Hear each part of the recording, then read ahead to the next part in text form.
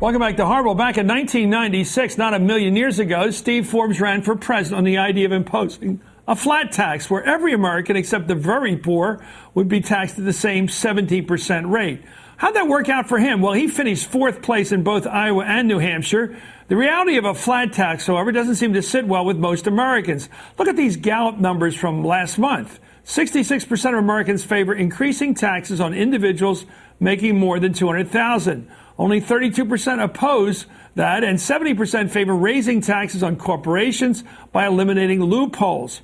And yet the Republican Party in 2011, right now, is moving toward embracing the flat tax idea. Herman Cain, for example, backs his 999 plan, which would impose a flat 9% income tax on Americans, an additional 9% national sales tax. Rick Perry tomorrow will unveil his own tax plan, which he said will be a flat tax. Steve Forbes has signed on to as an advisor to Rick Perry. And even Mitt Romney, who has in the past rejected a flat tax, calling it a fat tax, a tax plan for fat cats, has been talking more and more favorably about a flat tax.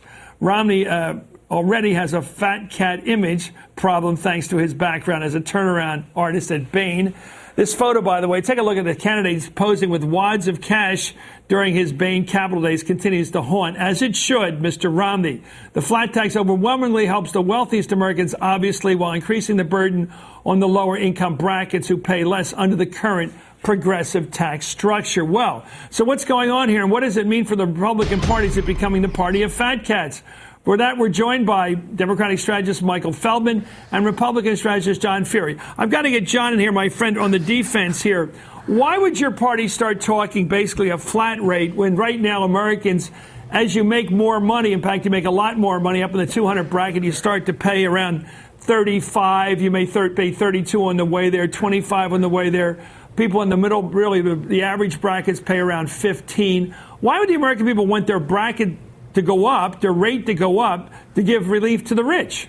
Well, that's not why, Chris. Why they want to get a flat tax is they want a tax code that creates jobs, and B, they're sick and tired of a tax code which they think already favors the rich with all of these loopholes. They want a flat tax because it's simple, it makes sense to people, and everyone pays the same kind of percentage, which is a progressive tax rate. Now, I think what's going to end up happening if we do go to a flatter, fairer tax code is you're going to have something like Ronald Reagan, where you have 3 or 4 different tax levels that get rid of the loopholes and actually help create jobs in this country. Our tax structure is killing job creation, and everybody should agree on that. But that's not a flat tax. A flat tax is one rate. Well, and that's what they're talking about. They're talking about a single rate. If you make billions of dollars a year, you pay the same rough percentage, 17% is what Forbes has been talking about, as a guy making 50 or 100. Right. I'll tell you what I think they're going to get to. Is that a fair tax? Well, listen, I think a tax code that creates jobs and allows more economic growth, economic expansion, and gets rid of all these loopholes so people who are wealthy. The problem is the tax code is currently constructed. The rich people can get accountants and find out ways not to pay their taxes. What we need is a tax code that is fair for everybody and that actually creates jobs in this country. Okay, I'm trying to nail you down before you get a mic. Do you support a flat tax, same rate for everybody? I support a flat tax if it will create jobs and create more fairness in this country and create economic expansion, which it has done in Eastern Europe. Okay, we want all this too, but we always want more jobs. We always want economic expansion. The question is, do we want a fair tax system? Well, we'll see. We'll see if the country likes that idea. If the poll shows they don't. Over the past 2 weeks, Mitt Romney has been talking more and more favorably about a flat tax concept. Let's listen. I love a flat tax. My tax policy, there's a lot about a flat tax that works, but it means different things to different people. The so-called flat tax that Steve Forbes championed, how many years ago was that? Anyone remember? Long? How, pardon? In 2000.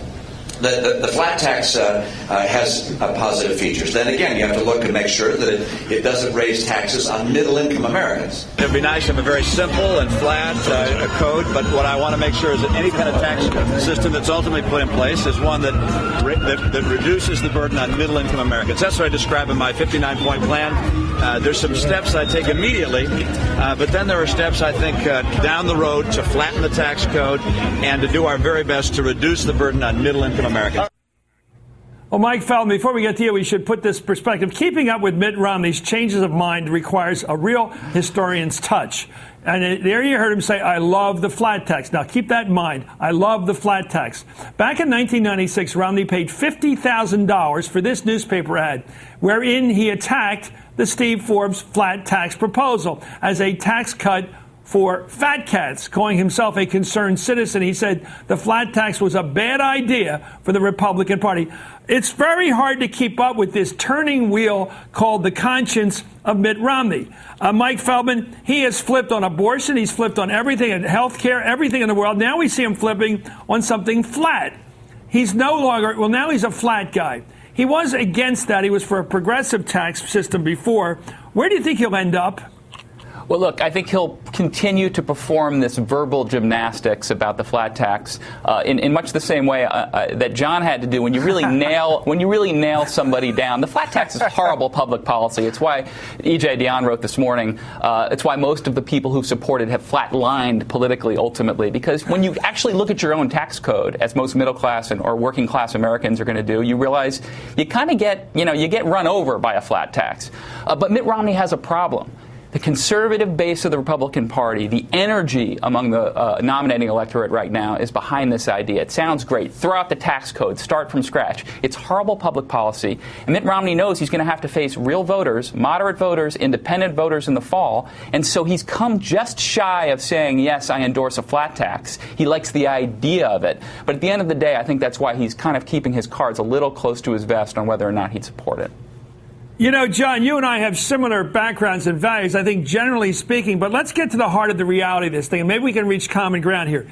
The average person watching this program right now may make, a single person may be lucky to make 40 or 50. A family may make about that according to national averages. They may be retired living on less than that. They're looking at how this tax structure would affect them if the new person gets elected president. And if they're thinking of electing Mitt Romney, they'd like to know what he's talking about. If he's talking about a flat tax, the same percentage tax rate for everybody, that's serious business, because that means the rich people won't pay a higher percentage than the average person out there just making a living. Do you think that's a fair idea in concept? Well, right now, Chris, that idea, this the whole same thing percentage. Let me answer. If you think about the concept right now about the so-called Buffett rule, according to Warren Buffett, he's already paying less taxes than other people. So what a flat tax does is everyone pay the same percentage. If you strip away all the political rhetoric, all the back and forth, the one thing about the flat tax is it will actually work. It will actually create jobs. We know that because it's worked in Eastern Europe. It's worked in Estonia. It's worked in Lithuania. It's worked because people know that they get a fair deal. They know what they're supposed to pay, and it leads to economic expansion. And that's the one thing this country needs right now is economic expansion, not this politics of envy. But why sure as hell we have to catch up to Lithuania. I mean, John, I have to tell you, there's been a progressive tax in this country under Reagan, under Roosevelt, under Eisenhower. Look what it's done. It's that progressive tax. We have been the most successful economy in the world. Right now, we're having a hard time.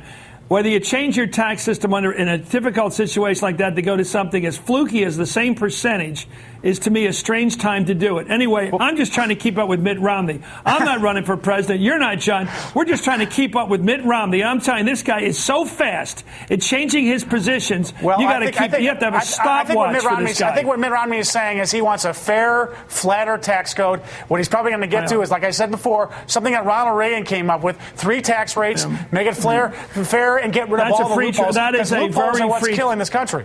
Okay, John, look, Fury, I'm not going to talk about loopholes. We agree we don't like them. They're for fat cats. But let me tell you something.